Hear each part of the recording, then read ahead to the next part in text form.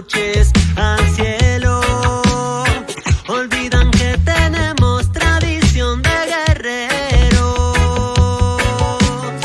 Olvidan nuestras emplumadas alas y nuestros coloridos sueños. Olvidan que tenemos corazón que arde en fuego. Olvidan nuestras emplumadas alas y nuestros coloridos sueños. Tenemos coloridos sueños. Somos de coloridos sueños.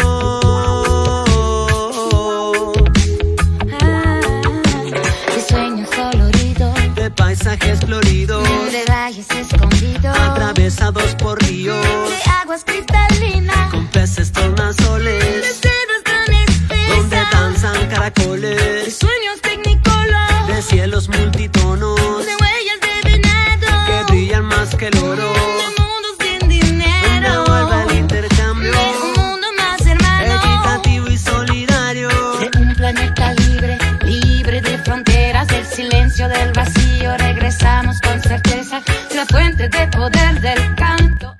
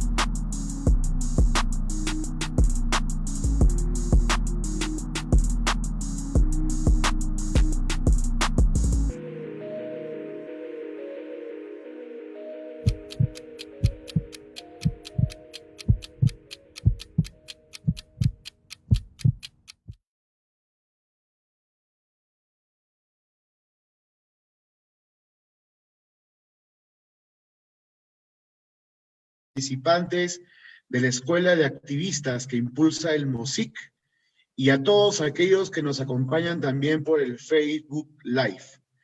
En esta oportunidad, como en las sesiones anteriores, tendremos un espacio de reflexión cuya temática general siempre es el activismo juvenil y lo que puede hacer como acciones y como propuestas frente a la emergencia climática.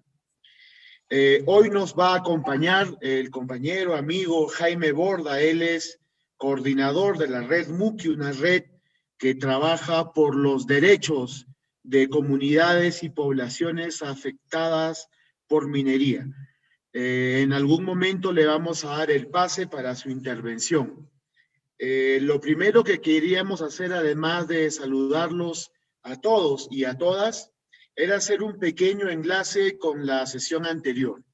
En la sesión anterior tocamos un tema muy importante relacionado directamente con lo que ahora llamamos emergencia climática. tocamos el tema de los acuerdos internacionales y de qué forma estos acuerdos internacionales referidos al cambio climático se aplican en el mundo, pero también se están aplicando en nuestro país. Se hizo un balance crítico, se hizo también un balance propositivo de la aplicación de estas normas internacionales que protegen derechos, que declaran derechos, que proponen medidas. En ese balance crítico que se hizo, hubo una referencia directa a los acuerdos internacionales y cómo se aplican en nuestro país, como les veníamos diciendo. Brevemente quisiéramos compartir pantalla para recuperar y compartir ahora iniciativas que salieron de ustedes, de los participantes de esta escuela de activistas, ¿no? Se propuso una pregunta para ser conversada en tríos, y la pregunta era: ¿qué iniciativas, qué propuestas de acción podemos plantear para lidiar con esta emergencia climática? A continuación vamos a rápidamente compartir pantalla. Este es un trabajo. ¿Se ve la pantalla, compañeros? Sí. Bien, el 15 sí de se ve, abril, Juanjo. decíamos, se les preguntó directamente a los participantes, ¿qué podemos hacer? Salieron muchas respuestas, nos gustó mucho la producción que salió de todos y de todas. Hemos hecho un agrupamiento y le hemos puesto un título a estas alternativas, iniciativas. Rápidamente, hay alternativas que están relacionadas al tema del transporte público, cómo construimos, cómo fortalecemos un sistema de transporte público que supere, que sea mejor al que ahora tenemos, que es bastante precario, que es bastante deficitario. Otro grupo de iniciativas que ustedes plantearon están relacionadas a lo que llamamos energías limpias, ¿no? Energías limpias cada vez más necesarias para superar, para dejar de utilizar solamente esto que ahora se usa de forma predominante, que son los combustibles fósiles.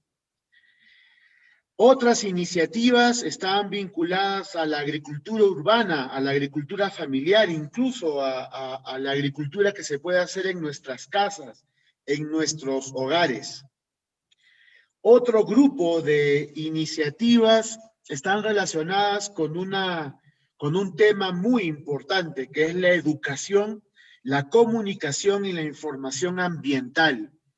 El supuesto de estas iniciativas es que si hay más información, más educación, más conciencia y más sensibilidad de la población en materia ambiental, entonces tenemos una buena base para lidiar con el cambio climático y sus efectos negativos. Hay también un campo relacionado a normas, producción legislativa y reconocimiento de derechos, ¿no? Por ejemplo, se hace mención a los avances constitucionales que existen en países vecinos, donde se reconoce a la madre tierra como sujeto de derechos.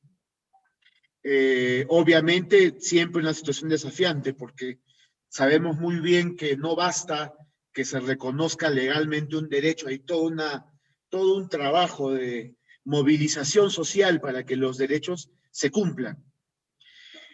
Otro grupo de iniciativas y de propuestas plantean un incremento importante, un incremento sustantivo de recursos y de iniciativas económicas compatibles con la disminución de los efectos negativos del cambio climático. Por último, tenemos propuestas de incidencia para lograr cambios en los distintos niveles de gobierno que existen en el país, gobiernos locales, gobiernos regionales y gobierno nacional, Y el último tipo de propuestas, y no que sea el último, el menos importante, sino más bien algo muy importante relacionado con esta escuela de activistas, es propuestas que plantean empoderamiento, organización ciudadana y movilización, movimiento de activistas ambientales, ¿no? Muchas de estas propuestas no pueden caer del cielo, van a ser alcanzadas en la medida que hayan ciudadanos y ciudadanas jóvenes organizados que las impulsen, que presionen por ellas, que trabajen por ellas. Bien, esa es un poco la agrupación que hicimos de las iniciativas de los participantes de esta escuela. Es un insumo que puede darle también a Jaime una idea de por dónde está yendo nuestra conversación, y es un insumo que vamos a retomar en la parte final para hacer algunas conversaciones en grupos de 3 y problematizar estas alternativas, vinculándolas con el tema del extractivismo. Sin más, dejo ahora el uso de la palabra a Jaime. Jaime, adelante con tu presentación. Yo dejo de compartir pantalla.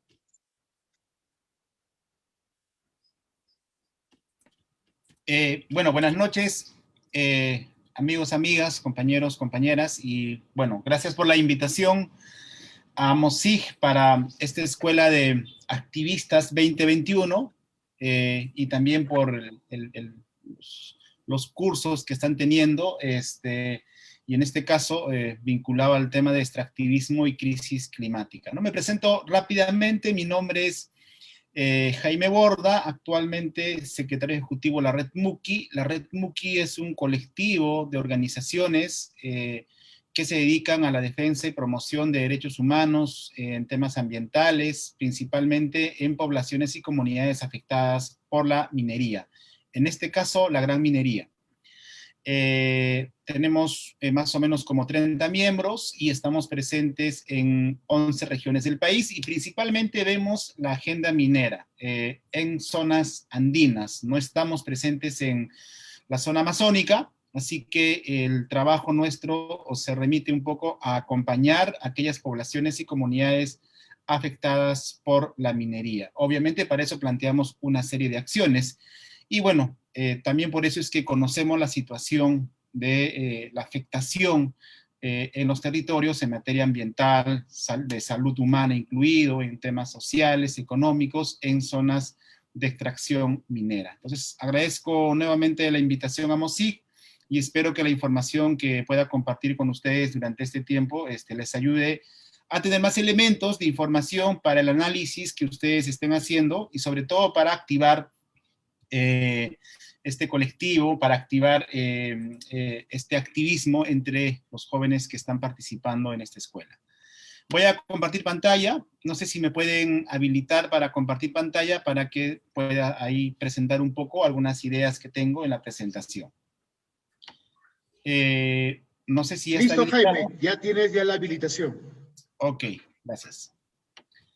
Entonces, voy a empezar, bueno, un poquito graficando el escenario que tenemos en este momento en el país, que tiene que ver principalmente con los impactos del extractivismo y sobre todo la minería y las alternativas desde los territorios, porque a veces se habla mucho de que solo se denuncia lo que está pasando en los territorios, se habla mucho de que hay una crítica al extractivismo cerrada y que no se habla de propuestas o de alternativas, ¿no?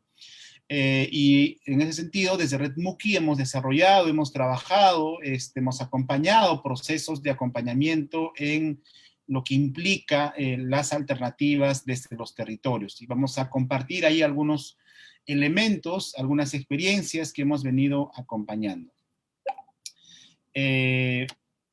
Una primera cosa que hay que entender, me parece, es que hay una cuestión que siempre se menciona, ¿no? Yo lo he escuchado, sobre todo por los empresarios mineros, muchos funcionarios del Estado, que señalan que la minería es una actividad histórica, inclusive precolonial, antes de la colonia, en fin, se habla mucho siempre de que la minería forma parte de la historia del Perú y que eso no se puede negar o se puede evitar, ¿no?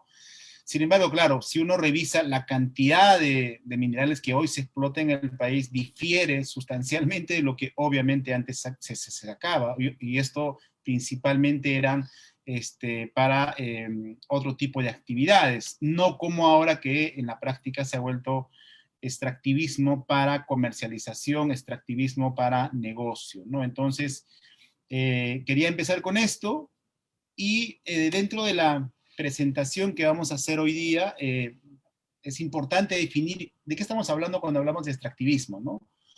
En general, no solamente en el tema minero. También vamos a hablar un poco sobre los conflictos sociales y la criminalización de la protesta social, sobre los impactos ambientales del extractivismo minero en el Perú, los casos de alternativas frente a la expansión minera, y hay una pequeña información sobre los mitos de la minería, ¿no? Hay una narrativa también que se maneja mucho en los medios de que la minería es igual desarrollo, ¿no? Entonces vamos a compartir parte de esta información. Una primera definición que hay que hacer y que es importante conocer es qué estamos entendiendo por extractivismo, ¿no? Aquí tengo una pequeña síntesis que hemos ido discutiendo a nivel de Red Muki y en general en otros espacios donde participamos, y aplica no solamente para el tema minero, sino también para el tema petrolero o al sector agroindustrial, agroexportación, ¿no? Porque eso también tiene que ver con extractivismo. Y en el caso del Perú, estamos hablando de un sistema económico y un modelo de desarrollo con antecedentes históricos que basa en la apropiación y extracción de los recursos naturales en altos volúmenes y intensidad que son exportados al exterior sin darles un valor agregado. Entonces, una primera definición que es importante entender es que estamos hablando de una extracción de nuestra materia prima en altos volúmenes, en grandes volúmenes, y se exporta tal cual, digamos, al mercado internacional, sin ningún tipo de valor agregado.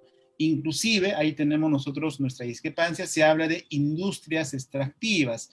Me parece que en el Perú no podemos hablar de industria todavía porque nosotros no refinamos lo que se exporta, por ejemplo, en proyectos y yacimientos mineros grandes es concentrado, por ejemplo, de cobre, ¿no? O sea, ni siquiera procesado, digamos, para hablar de industria, ¿no? Entonces estamos hablando principalmente de extracción de materia prima, ¿no? Eso para empezar, ¿no? Creo que es importante tener una definición clara. Ahora, ¿qué es lo que ha estado pasando o qué está pasando en el sector minero en nuestro país? Bueno, aquí podemos ver un mapa de las concesiones mineras de nuestro país. Esta data es más o menos de hace 3, 4 años atrás, ¿no? En el que el 14% del territorio estaba concesionado. Los puntos en rojo que ustedes pueden ver tienen que ver con las concesiones entregadas en estas regiones. Hay algunas regiones que obviamente son alarmantes. Apurímac, si se dan cuenta en el sur, buena parte del territorio está concesionado, ¿no? Cuando uno presenta este mapa, porque esta data es oficial de Ingemet, y bueno, ahí nuestros amigos de Cooperación siempre publican estos mapas que son altamente visuales y explicativos para justamente ver el tema de concesiones, nos dicen en el sector minero que eso no es cierto, que de esa cantidad de concesiones solo algunos proyectos pasan a la fase de exploración y solo algunos de estos se explotan. Pero pasa que en los territorios, en las comunidades y poblaciones, no están enteradas, ni mucho menos informadas sobre el otorgamiento de estas concesiones. Hay un problema con la política de concesiones mineras en el país, en que el titular de una concesión tiene mucho más derechos que inclusive el dueño de un territorio en estas comunidades, ¿no? Desde ahí hay una falla de origen, desde la forma como se entregan concesiones mineras en el país, sin información, sin consulta previa. Inclusive, y no estoy mintiendo con esto, hay lugares, pueblos pequeños, por ejemplo en Cusco, Chumivilcas, un distrito en Libitaca o en Chamaca, en algún momento tenía su plaza de armas concesionado, y obviamente ni el alcalde, nadie estaba enterado sobre esta situación. Entonces, eso digamos como información. Creo que el caso de Cerro de Pasco debe ser uno de los casos más emblemáticos y más fuertes que hay en nuestro país, porque no solamente es una concesión, sino es la extracción en medio de una ciudad, ¿no? No sé si ustedes conocen o han ido, de repente hay compañeros aquí, compañeras que son de Cerro de Pasco. La situación es dramática, no solamente por lo que están viendo ustedes, sino por el nivel de afectación que hay en términos ambientales, en términos de salud humana, de niños y niñas que viven con metales pesados. De eso les hablaré en un momento. Y claro, si estamos hablando de concesiones mineras y de proyectos mineros en nuestro país, obviamente esto genera conflictividad social. Aquí estamos viendo los mapas y los datos que mensualmente nos alcanza la Defensoría del Pueblo. Esta es información pública y ustedes lo pueden ver, ¿no? Tenemos una cantidad de conflictos sociales en nuestro país que no bajan de 200, a veces es más, a veces un poco menos, y la mayoría de estos conflictos socioambientales, estos conflictos sociales tienen que ver con el tema socioambiental. El 64% tiene que ver con el tipo socioambiental. De estos, por ejemplo, el 64% tiene que ver con la minería, ¿no? Entonces, está claro que en nuestro país los conflictos que tenemos en general están asociados a la actividad minera. Y en los últimos años, la mayoría de conflictos ha estado concentrado en el sur del Perú. Esto ha variado un poco ahora, pero si revisamos los datos del año pasado, se van a dar cuenta que en Cusco, Apurímac, Puno, Arequipa, ahí han estado concentrados los conflictos. Y uno se pregunta por qué. Porque justamente en estos territorios, en estas regiones, en este momento están la mayor cantidad de inversiones mineras en el país. Proyectos como Las Bambas, en el caso de Apurímac, proyectos como Antapacay en Cusco, proyectos de exploración de litio, inclusive en Carabay, en Puno, el intento de imponer un proyecto minero en Arequipa, en Valle de Tambo, Tía María de la Sauder, proyecto Quellaveco, en Moquegua, entre otros, son proyectos, digamos, grandes que están presentes en esos territorios. Más adelante les voy a comentar de algunos casos muy concretos donde la afectación en los territorios es más que alarmante. Un tercer aspecto que me parece clave también entender es que cuando hablamos de actividad minera extractiva, se dice, no, pero no hay contaminación, no hay no es como están señalando ustedes, esos datos no son correctos, pero el mismo Ministerio de Energía y Minas tiene una información que es pública, ¿no? Que son los pasivos ambientales mineros en el Perú. Esta es una data inclusive desactualizada. Al 2015 teníamos más de 8.000 pasivos ambientales mineros, y de los cuales, por ejemplo, el 2017 en Cajamarca se ha actualizado esto. Cajamarca termina siendo una de las regiones con más pasivos ambientales en nuestro país, seguido muy de cerca por Puno, ¿no? Y luego otras regiones como Ancash. Entonces, ahí están los pasivos de hace muchos años atrás, y obviamente esto de por sí ya genera algún nivel de afectación en los territorios, porque estos pasivos no es que se van a automáticamente desaparecer con el paso del tiempo. Tiene que haber algún nivel de remediación o algún nivel de tratamiento, algo que no se está haciendo en nuestro país. Uno siempre se pregunta, ¿no? Ok, la inversión minera en nuestro país es bienvenido, pero ¿qué es lo que va a dejar finalmente en los territorios? No se quiere hablar del tema de impactos ambientales, porque cuando un proyecto minero se asienta por 20, 30, 40 o 50 años, es evidente que va a haber impactos, ¿no? La Ley General de Minería dice que un yacimiento, o sea, si uno hace actividad minera en un territorio, tiene que dejarlo tal cual como lo ha encontrado, pero esto en la práctica no pasa, ¿no? Y yo creo que de aquí a unos 10, 20, 30 años va a ser insostenible, inclusive va a ser imposible ocultar esta información, porque hoy día, a la fecha, ya tenemos no solamente casos de afectación en términos ambientales, sino a la salud de las personas. Y a eso quiero pasar con el siguiente punto. No solamente es un tema de contaminación ambiental en aguas, en territorios, ¿no? Que estoy señalando, sino tiene que ver ya con los casos de los afectados por presencia de metales pesados tóxicos en zonas mineras. No sé si ustedes han escuchado, pero hace algunas semanas, en una entrevista, Rosa María Palacios había dicho que la minería no contamina a nadie con plomo en la sangre, que eso es mentira, que es una caricatura para asustar a los niños de izquierda, ¿no?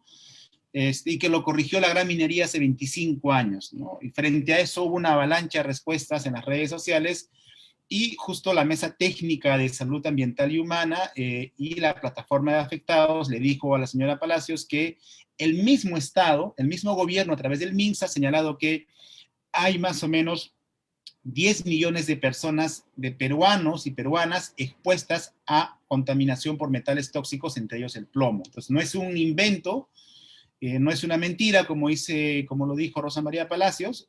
Inclusive en el caso de Pasco está confirmado que hay presencia de cadmio, plomo, arsénico y sangre y cabello de niños que están en la zona minera. Lo mismo está pasando en el sur, en Espinar, en Cajamarca, en el norte. Entonces, estamos hablando de una situación ya de afectación directa a la salud de las personas, y principalmente en este caso de niños y niñas, ¿no? Entonces, por eso es importante que aquí se está pidiendo los afectados, porque están organizados en una plataforma, están pidiendo fortalecer atención primaria de salud integral, están pidiendo agua limpia en zonas de contaminación, estudios de impacto ambiental con línea de base en salud, garantías económicas por daños ambientales. Entonces, desde los 90 hasta ahora, desde que se empezó a privatizar los proyectos mineros, recuerden que esto pasó en la época de Fujimori, que todo se privatizó, tenemos yacimientos mineros de más de 30 años con inversión de empresas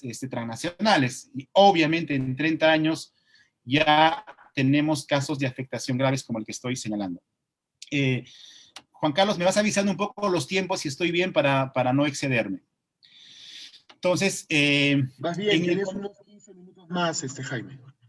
Ok, entonces, ahora, ¿qué ha estado pasando en el contexto de la pandemia? ¿No? Porque es importante también señalar que durante la pandemia esto se ha complicado aún más, ¿no? Recuerden el año pasado cuando se decretaron todas las cuarentenas, el único sector que no ha parado ha sido el sector minero, ¿no? Y es más, el gobierno lo declaró como actividad esencial y por lo tanto tenían que seguir operando. No solamente permitió eso el gobierno, el ejecutivo, sino que además emitieron una serie de normas que beneficiaban, ¿no?, nuevamente al sector minero para que tengan más facilidades para seguir operando, ¿no? Entonces, en ese contexto, el año pasado, como todos estábamos en cuarentena, obviamente ha habido muchas denuncias de que varias empresas mineras habían soltado, por ejemplo, aguas contaminadas.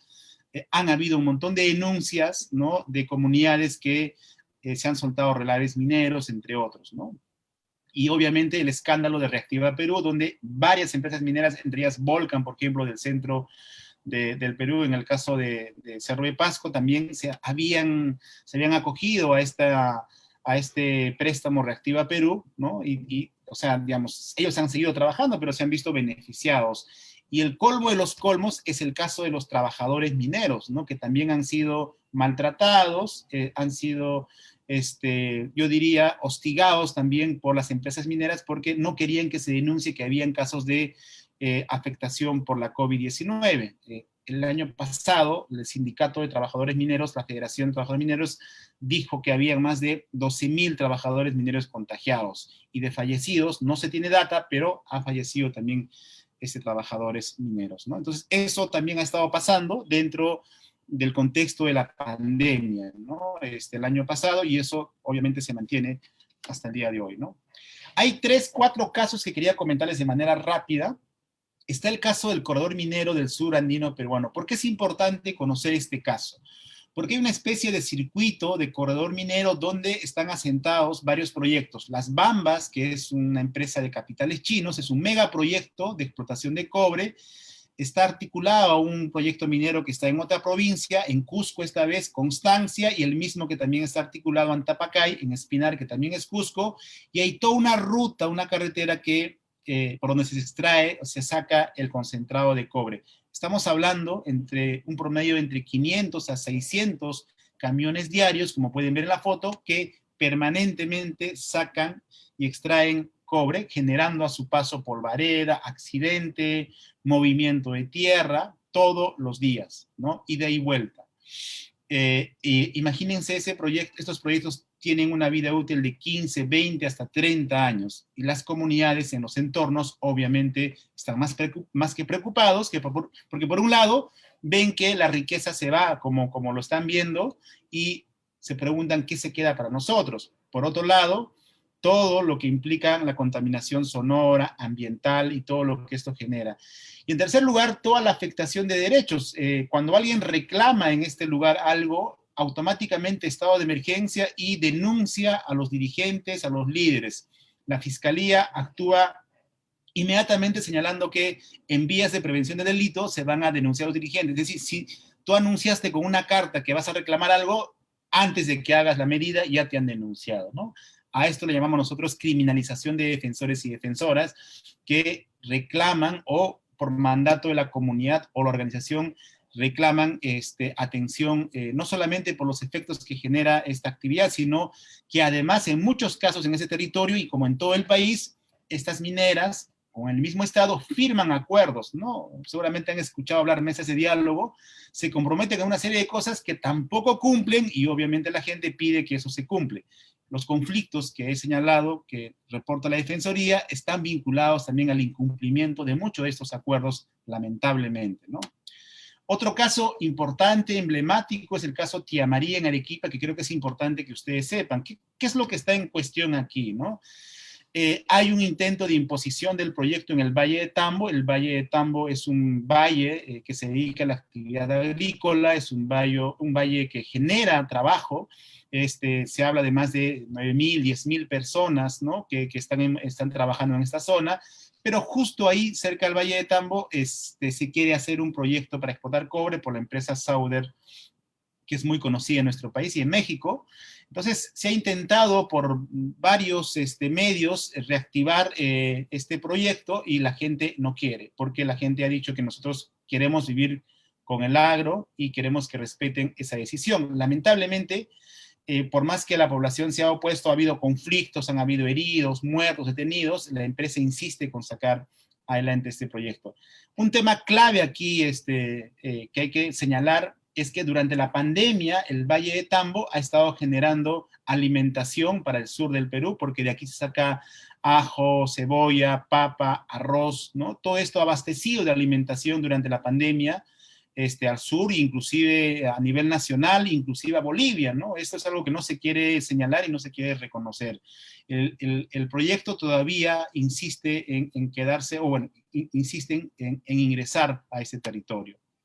El otro caso emblemático es el caso de Conga en Cajamarca. Como ustedes saben, aquí la población hace años se ha organizado para defender principalmente el agua y por los impactos que esta podría generar en ese territorio. En este caso, es un caso muy sonado, ha habido abuso y violencia de derechos de manera sistemática, diría yo, por parte de la policía y la empresa, ¿no? Ha habido dirigentes, líderes, personas que han fallecido en los conflictos, heridos, detenidos. Hasta el día de hoy hay varios dirigentes que tienen que afrontar procesos judiciales que tienen ya 5, 6, 7, 8 años, ¿no?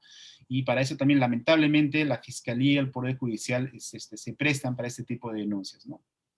Finalmente, el caso Río Blanco en Piura es un caso importante. En el caso de Piura, algunos de repente lo han escuchado, hace muchos años atrás también ha habido una consulta popular, una consulta vecinal, en el que la gente ha rechazado un proyecto, por ejemplo, en Tambo Grande, ¿no? Y también en el caso Río Blanco, antes el proyecto Majás, ¿no? En Ayabaca y Huancabamba, la gente se ha organizado y han dicho que no quieren este proyecto. El proyecto Río Blanco, ahora en manos de los chinos, todavía insiste en sacar adelante este proyecto.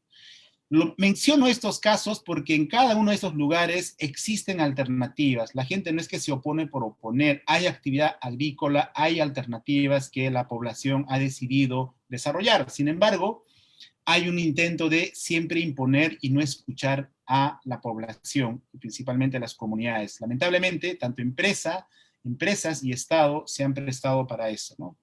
Y lamentablemente, en el contexto electoral, muchos candidatos han hablado de que proyectos como Conga, Tía María deberían ser reactivados y que de reactivarse los proyectos mineros podríamos sacar de ahí los recursos que necesita el país, ¿no? Ya muchos economistas han señalado que no se requiere hacer eso, que basta con los proyectos mineros que ya están en este momento operando. O sea, si queremos sacar más proyectos, eso va a implicar mayor conflictividad social y por lo tanto mayor vulneración de derechos en los territorios.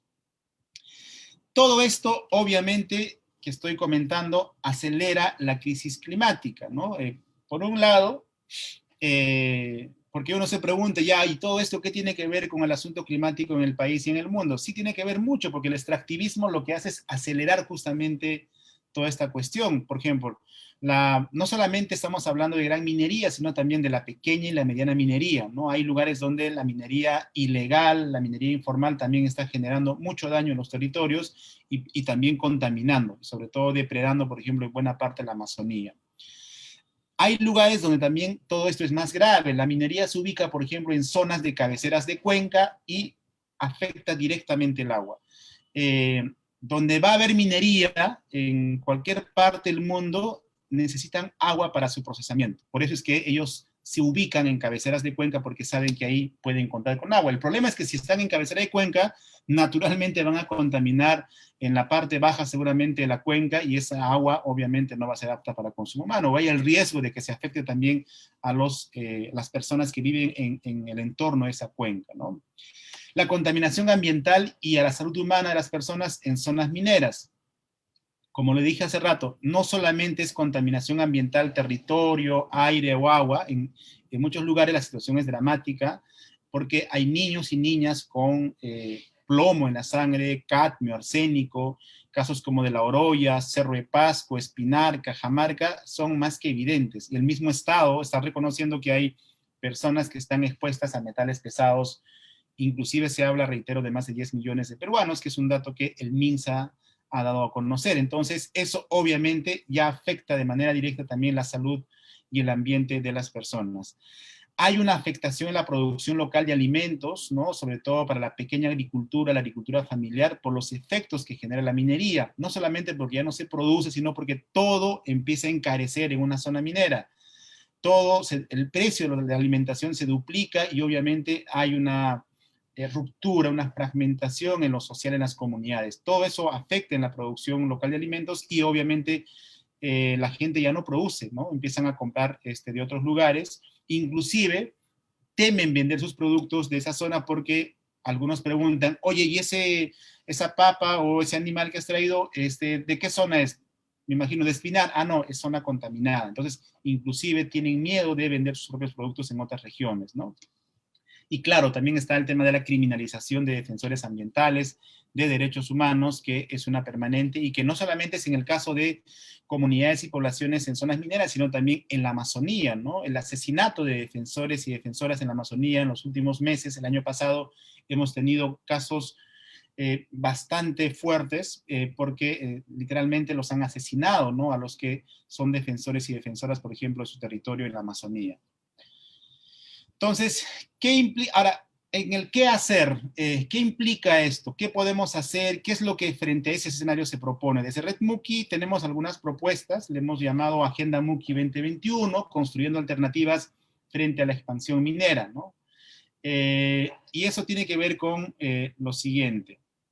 ¿Por qué es necesario hablar de alternativas? Bueno, en el caso peruano, nuestra economía básicamente ha estado fundamentado por imposición de intereses geopolíticos externos, ¿no? Desde que empezó la privatización de las empresas desde la época de Fujimori, obviamente todo esto ha pasado, casi la mayoría de proyectos extractivos mineros en el país y también de hidrocarburos a manos de transnacionales, ¿no? Y obviamente aquí la extracción no se hace porque necesitamos de estos recursos para esto, sino que se ha vuelto un negocio en realidad, ¿no? Entonces, muchas empresas compiten inclusive justamente por ganar más dinero, ¿no? En el sector minero, por ejemplo, ¿no?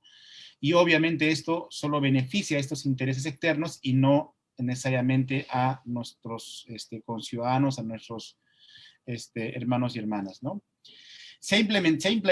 Por un lado, se ha implantado el tema hay un concepto de desarrollo como si fuera solamente generación de recursos o exportación de materia prima, ¿no? Inclusive nosotros hablamos de un cuestionamiento, ¿no? Al concepto de desarrollo que viene desde fuera y que nos ha hecho dependientes de los intereses de otros países, ¿no? Desarrollo pensado solo en más economía. Lo que está pasando hoy con la pandemia en nuestro país, teníamos dinero, dicen, pero ¿cómo está el sistema de salud? ¿Cómo está el sector agrario? No ha habido nada de inversión, no se ha priorizado otros sectores, no solamente se ha priorizado uno, y lamentablemente esto es lo que genera este modelo económico, ¿no? Ahora, ¿qué proponemos cuando hablamos de alternativas al desarrollo, ¿no? Primero que debemos pensar más allá de la minería y apostar por lo que podemos hacer desde nuestros territorios, potencialidades y sobre todo saberes ancestrales, algo que está muy venido a menos, no se valora, por ejemplo, las prácticas, los usos y costumbres en los territorios, y tiene que ver también con cómo se conserva, por ejemplo, nuestra agricultura, entre otros, ¿no? Ahí seguramente han escuchado ustedes sobre la agricultura familiar y entre otros que cuidan también nuestros productos.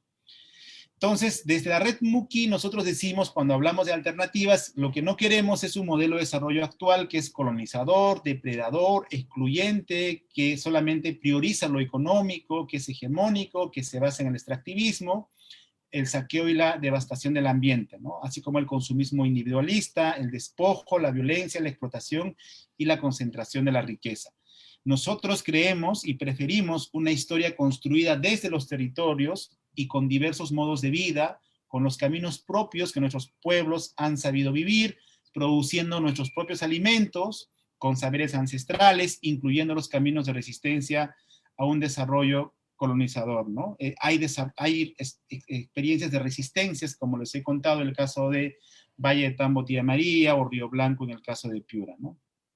Aquí hay algunas propuestas que tienen que ver con experiencias muy concretas de alternativas que se han ido identificando, como artesanía y textilería, ganadería sostenible, turismo sostenible y vivencial, siembra y cosecha de agua, participación y vigilancia del agua de las comunidades, organizaciones sociales fortalecidas, asociatividad y cooperativismo, agricultura familiar, ¿no? Entonces, son, ojo, algunas pistas, algunos elementos que ya hay en los territorios que se están desarrollando y que creo que se debe potenciar y se debe valorar.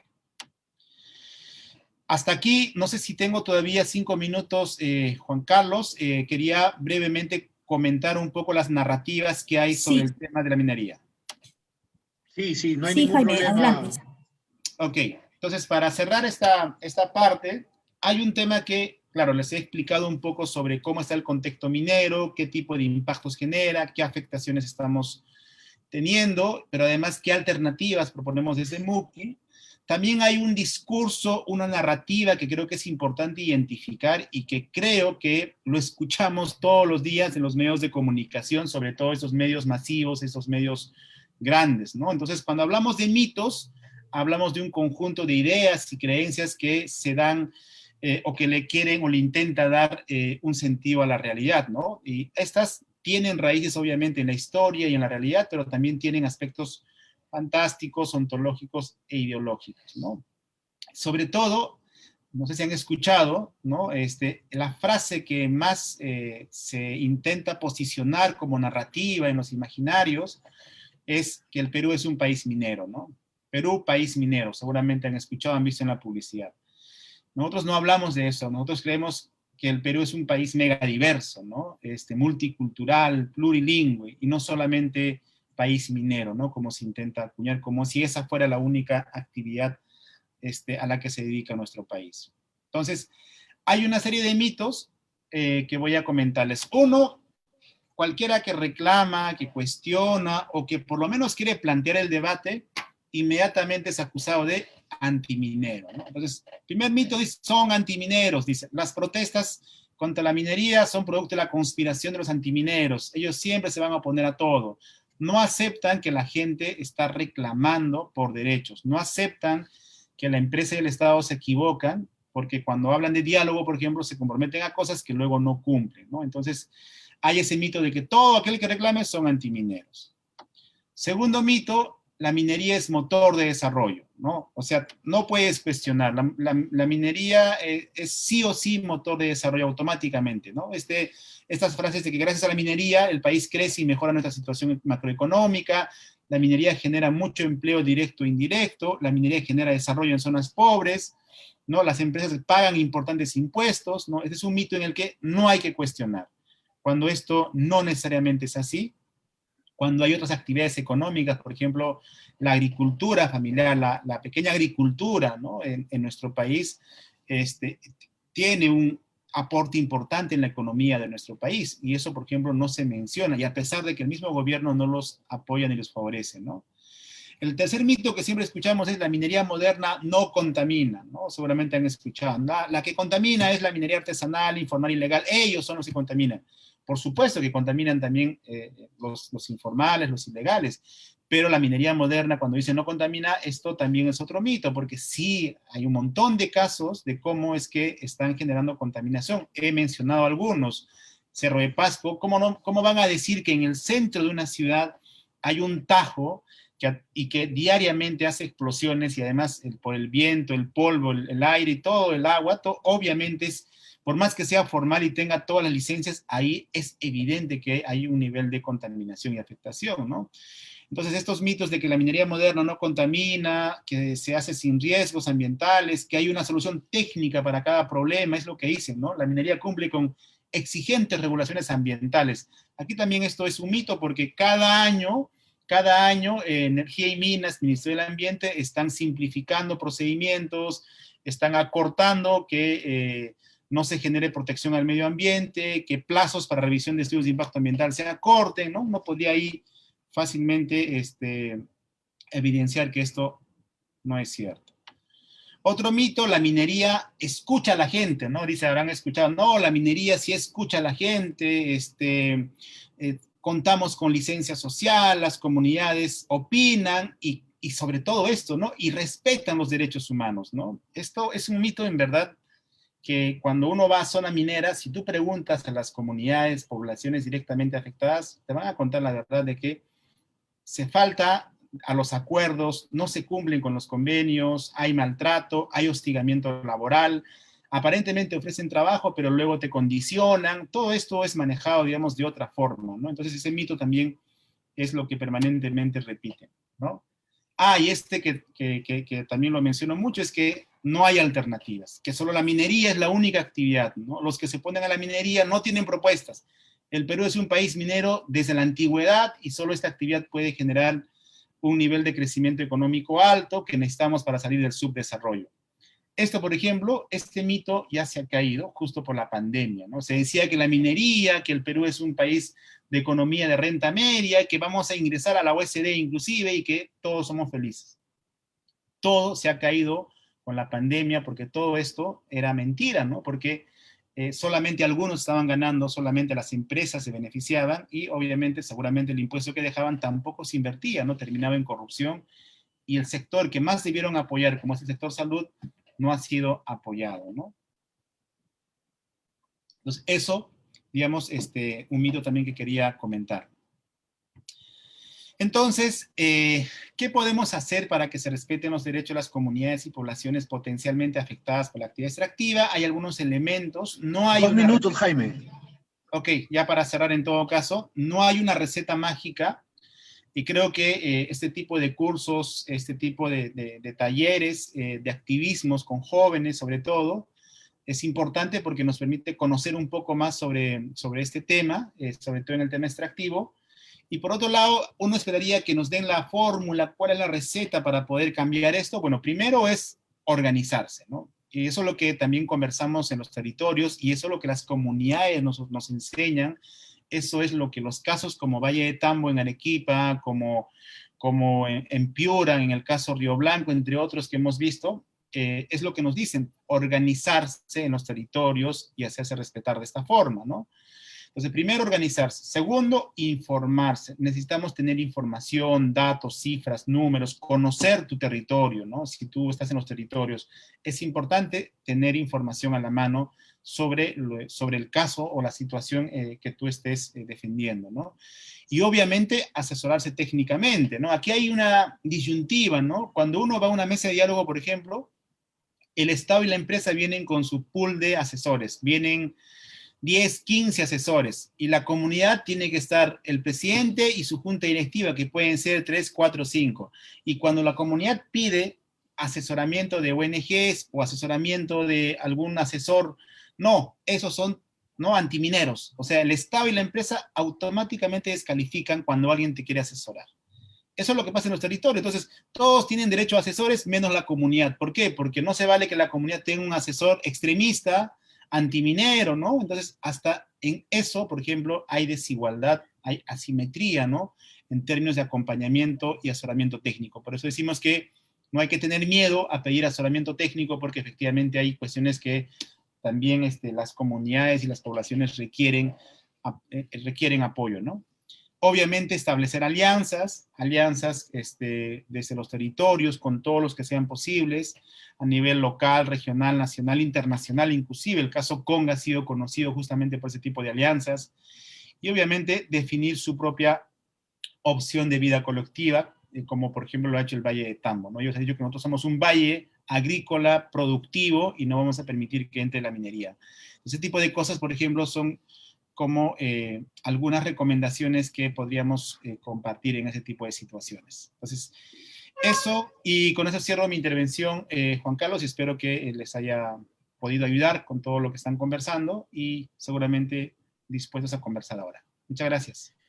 Muchísimas gracias, Jaime, y también muchísimas gracias a todos los participantes que nos están haciendo llegar sus preguntas. Tenemos, Jaime, te cuento, hay una gran cantidad de preguntas, inquietudes, dudas y reflexiones que han sido generadas a partir de tu intervención.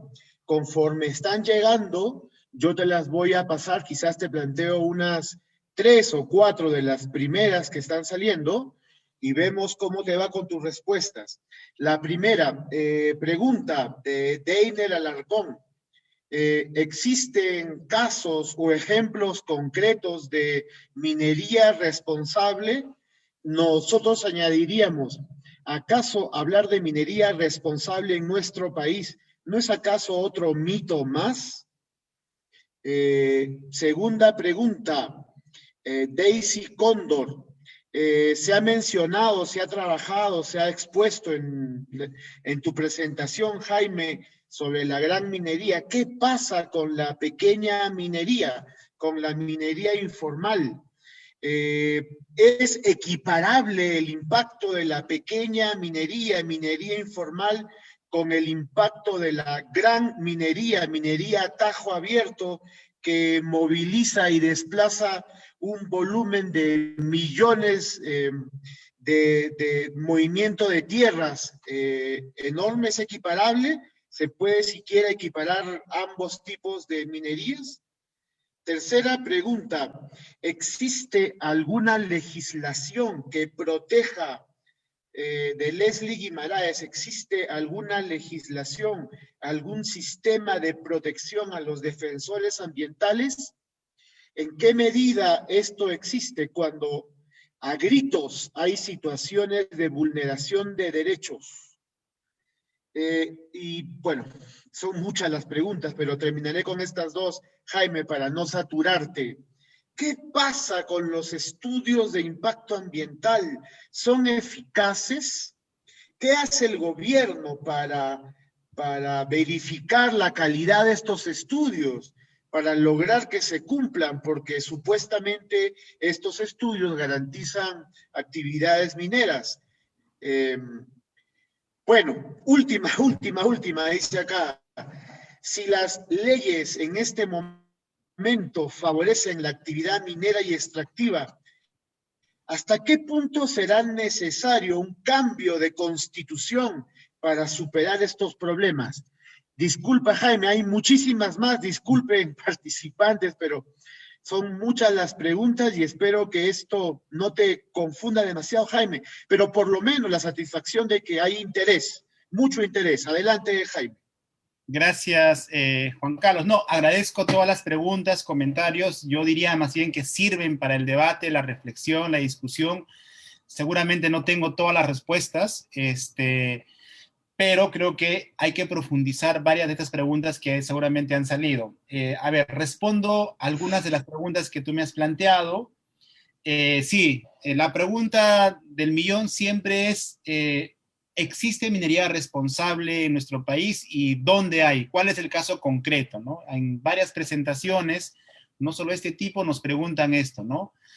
Bueno, lo primero que hay que decir es que tampoco vamos a decir que todas las empresas mineras son iguales y que todas son tal cual. Eso es como en cualquier lugar, ¿no? Hay algunas que realmente tienen un comportamiento deplorable, que vulneran derechos de manera cínica, Algunas de estas son empresas chinas, ¿no? En términos laborales, por ejemplo, Shougang tiene un montón de denuncias en términos laborales, por ejemplo, ¿no? Pero también es cierto que hay algunas que intentan manejar de alguna forma mejor la relación con la población, con las comunidades, ¿no? Y depende mucho también de qué tipo de empresa, de qué capitales es, ¿no? La mayoría que yo he conocido, buena parte que he conocido, siempre van a generar algún tipo de impacto ambiental. ¿Por qué les digo? Cuando hablamos de explotación de tajo abierto, obviamente esta forma de explotación es una forma de explotación que va a generar daños irreversibles en ese territorio, porque tajo abierto es excavar, digamos, literalmente el territorio, ¿no? Y eso afecta a las fuentes de agua, aguas subterráneas, etcétera, ¿no? Y además de romper venas de agua, etcétera, va a haber irremediablemente afectación. Yo no puedo mencionar, no sé si existe en el mundo una actividad minera responsable, porque además esto lo define siempre la población que vive en los entornos, y siempre la población de los entornos, la mayoría te va a contar historias justamente de algún nivel de afectación sonoro, a nivel de aire, a nivel del agua, a nivel del territorio, afectación inclusive social, porque en un lugar donde va la minería, lo primero que se rompe es la lógica comunal, fragmentación comunal, social, desconfianza entre ellos, y este tema del dinero efectivamente genera otro tipo de visión, otro tipo de comportamiento también en las poblaciones. Podríamos hablar seguramente ampliamente de esto, pero no conozco en todo caso. Ahora, ¿se puede comparar la gran minería con la minería informal, ilegal, esta que genera también afectación, contaminación en varias regiones del país? Claro, yo no tengo un dato ahorita que te diga efectivamente la gran minería contamina más o la minería ilegal e informal lo hace más o menos. Lo que sí hay y donde hay ausencia del Estado es justamente en zonas donde la minería ilegal e informal está generando niveles de afectación dramáticos. Caso de Madre de Dios, que seguramente han visto, han escuchado, en caso de Puno, en Cusco también empiezan a ver, en Apurímac, en el sur, hay algo de esto. En gran medida, yo diría, en la Amazonía también hay muchos impactos ambientales y sociales también, obviamente, porque inclusive se puede hablar de trata de personas, entre otros, ¿no? Entonces, creo que el nivel de afectación es diferente, pero ahí el gran ausente es el Estado. La pregunta del millón es, ¿por qué tanta diligencia, ¿no? Y tanto apresuramiento porque todo salga muy bien para la gran minería? ¿Y por qué no se prioriza también la respuesta o en todo caso la gestión de la situación en relación a la minería artesanal, informal y ilegal? Yo sé que es un tema complejo, no es un problema fácil de resolver, pero ahí también el Estado tiene que estar presente, ¿no? ¿Existe legislación que proteja a defensores ambientales, defensores de derechos humanos? Miren, a nivel internacional existen varios mecanismos de protección a defensores y defensoras ambientales. Sin embargo, esto se utiliza poco, se conoce poco o finalmente no se cumple, ¿no? Aunque en los últimos años nuestro país, a diferencia de Colombia, por ejemplo, está utilizando estos mecanismos de denuncia no solamente en la CIDH, sino también en Naciones Unidas para proteger a defensores y defensoras. Sin embargo, todo esto, por más que tengas un marco normativo interesante, es más, en nuestro país se está discutiendo hace buen tiempo, y es saludable, obviamente, protocolos para proteger defensores y defensoras de derechos humanos. Se está discutiendo cómo sería, qué marco normativo hay que implementar, etcétera. Pero en la práctica, esto no te garantiza que te vayan a proteger tus derechos. El caso de los hermanos amazónicos que han sido asesinados, ¿no? en el ejercicio de sus derechos, son los casos más dramáticos porque varios de ellos han denunciado que los estaban hostigando, amenazando, han denunciado en la policía, en la fiscalía, pero no les han hecho caso, ¿no? Entonces yo creo nosotros decimos, ok, está bien que haya un marco normativo, está bien que hay que denunciar, pero eso no es garantía de que puedan protegerte. Creo que la lógica de organización comunal, la lógica de organización social es la única instancia en tu entorno de comunidad que te pueda proteger, es la única instancia que puede garantizarte cierta protección, ¿no? Creo que es importante, reitero, seguir fortaleciendo los procesos locales organizativos en los territorios, ¿no? Quien mejor defiende a un defensor es tu propio colectivo, tu propia organización, ¿no? Tu entorno cercano en todo caso, ¿no? Entonces, Sí hay iniciativas, el Acuerdo de Escazú intentaba hacer esto, por ejemplo, en nuestro país, pero no se ha aprobado en nuestro país. Igual se ha firmado el Acuerdo de Escazú, ¿no?, en el espacio latinoamericano.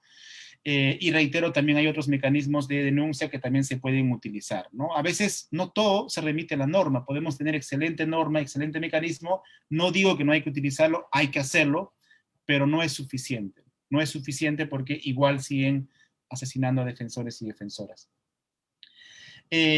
¿Para qué sirven los estudios de impacto ambiental? ¿Sirven, no sirven? ¿Para qué se hace? Esa es una buena pregunta, porque parte de las propuestas que tenemos desde Red Muki es que esto, por ejemplo, se modifique, ¿no?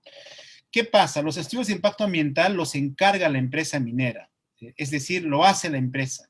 Contrata una consultora que hace el estudio de impacto ambiental y obviamente el ejemplo más sencillo es si yo te pago para que hagas algo, si me haces algo que no me conviene, obviamente no te lo voy a aceptar, ¿no? ¿No es así? Ah, pero la empresa podría decir, pero lo enviamos a SENACE, pero lo enviamos al Estado para que lo revise.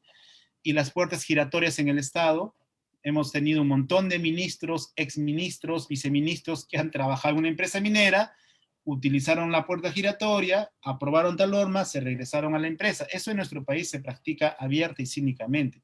Claro, dirán ustedes, no está penado, pero se permite porque justamente se benefician en este tipo de autorizaciones, en este tipo de trámites, por ejemplo, no solamente en estudios de impacto ambiental, sino en otro tipo de documentos. No estoy diciendo que sea en todos los casos, pero hemos tenido varios ejemplos en los que se ha hecho, por ejemplo, esto, ¿no? Entonces, finalmente, en los estudios de impacto ambiental, el componente de salud humana, por ejemplo, no está.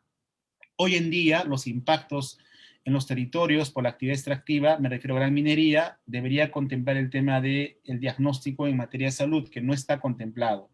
Segundo, proponemos nosotros que quien realice los estudios de impacto ambiental sea una entidad autónoma y no sea contratado por la empresa minera, obviamente, ¿no? Entonces, ahí hay que hacer una serie de reformas y cambios que también desde Muki y otras plataformas se han planteado hace mucho tiempo, ¿no? Entonces, puede ser que la empresa diga, pero tenemos un estudio de impacto ambiental muy eficiente, que está muy bonito y que tiene toda la información, pero eso en la práctica, primero, ¿se cumple? Segundo, ¿qué tipo de remediación, qué tipo de acciones plantean? Normalmente eso en la práctica no necesariamente se cumple, ¿no? Eso digamos, quizás responden algo a la pregunta. Y la pregunta última del millón, que tiene que ver con si las leyes favorecen a la minería, el cambio del modelo minero, el cambio de la Constitución, ¿qué tanto podría modificar eso? En verdad, el tema es complejo. Para empezar, tenemos una ley general de minería, ya va a tener ya como 30 años, y es una ley que está parchada, es una ley que hay que modificarla, revisarla, cambiarla, ¿no? Nosotros desde Red Muki hemos planteado ya en varios debates que tiene que revisarse o tiene que crearse un nuevo marco normativo para la minería en el país. No puede seguir siendo el mismo, ¿no? Inclusive varios empresarios, exministros de Energía y Minas han señalado eso, pero hay un grupo de empresarios que no quiere que se toque ni se revise nada en este sector, ¿no? Si dentro de ese debate se van a cambiar las reglas de juego para el sector minero, por ejemplo, hay un candidato ahora que está hablando en la segunda vuelta de estatización, nacionalización, no sé si ese sea el camino, porque si uno mira Bolivia, también se habló sobre eso, también podría decir que no necesariamente es garantía de que, por ejemplo, se proteja el medio ambiente, porque igual la actividad extractiva genera contaminación ambiental. Entonces, no sé si el discutir una nueva constitución automáticamente implica que las reglas de juego en el sector minero va a cambiar. Yo creo que eso hay que discutirlo, efectivamente, de manera más pausada, pero también con la población afectada. Una de las peores cosas que se hace en nuestro país, y eso pasa en todas las normas, es que todas las normas que afectan a los territorios, por lo menos en el tema extractivo minero, no se consulta, no se hace participar a la gente. Se deciden cosas en Lima de los territorios de las comunidades y las poblaciones indígenas. Se deciden cosas en Lima que nunca se consultan. Lo primero que hay que hacer en nuestro país, creo, es justamente cambiar eso, que la gente participe y tome decisiones sobre su territorio, y no al revés, ¿no? Y no a través de una cartografía o de un mapa de cuadrículas donde uno dice, aquí quiero concesión, sin saber o no si ahí viven poblaciones o comunidades. Lo que sea que se quiera plantear como cambio, tiene que ser con la participación de la gente, y no solamente de funcionarios o empresarios como actualmente está pasando. Eso, compañeros y compañeras. Bueno, muchísimas gracias, Jaime. Sé que es un esfuerzo muy grande tratar de resumir y sintetizar reflexiones, diagnósticos y fundamentalmente propuestas en tan corto tiempo y frente a temas tan complejos. Seguimos con los comentarios, con las preguntas. Sin embargo, quisiera transmitirte el agradecimiento también que tienen varios compañeros y compañeras que participan por tu intervención. Por ahora estaríamos dándole la despedida a quienes nos están escuchando, quienes nos siguen por el Facebook Live, y vamos a continuar entonces con los tríos, con una conversación entre nosotros. Muchísimas gracias, Jaime, por tu participación. Gracias a ustedes y estamos en contacto. Gracias, Jaime. Entonces nos despedimos de los participantes que nos siguen por Facebook Live y nos quedamos quienes estamos conectados con el Zoom. ¿De acuerdo, Marlon? ¿Estamos en la misma página? Correcto. Bien, en este momento, para que esto sea un